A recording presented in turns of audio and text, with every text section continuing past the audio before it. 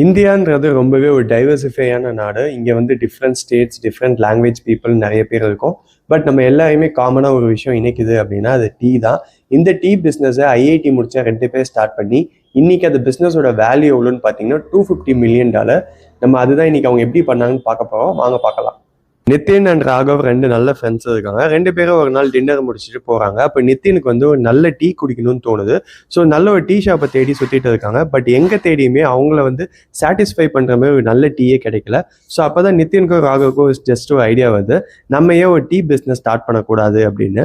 சரின்னு சொல்லிட்டு நிதினும் இதை பற்றி ஃபர்தராக ரிசர்ச் பண்ணுறாரு. ரிசர்ச் பண்ணி அந்த ஐடியாவை வந்து ராகவுக்கும் ஷேர் பண்ணுறாரு. ராகவுக்கும் இந்த ஐடியா வந்து ரொம்பவே பிடிச்சது. சரின்னு சொல்லிட்டு 2012 பார்த்தீங்கன்னா டெல்லியில் சாய் ஹவுஸ்னு ஒரு ஷாப் வந்து ஓப்பன் பண்ணுறாங்க.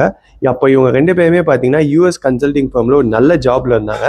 இந்த நல்ல ஜாபை விட்டுட்டு இந்த பிஸ்னஸுக்கு வந்தாங்க. இது உண்மையிலேயே பார்த்தீங்கன்னா ரொம்பவே கிரேசியான முடிவு நான் சொல்லுவேன். வந்த கொஞ்ச நாள்லேயே பார்த்தீங்கன்னா ரொம்பவே பாப்புலர் ஆகிட்டாங்க. பிகாஸ் இவங்க நார்மலாக எல்லாரும் மாதிரி நார்மல் டீ சேல் பண்ணாமல் கொஞ்சம் டிஃப்ரெண்ட் வெரைட்டியில் கஸ்டமைஸ் பண்ணாங்க. அதாவது ஒரு பேஸ் ஃப்ளேவர் 25 பேஸ் ஃப்ளேவர் எடுத்து அதிலிருந்து 12,000 காம்பினேஷன் கொடுத்தாங்க. ஸோ மக்கள் எல்லாருக்குமே பார்த்தீங்கன்னா ஒரு கஸ்டமைஸ்டு டீ எக்ஸ்பீரியன்ஸ் கிடைச்சது. இப்போ சாய் ஹவுஸ் ஒரு நாளைக்கு 1 lakh டீக்கு மேலே சேல் பண்ணிட்டு இருக்காங்க.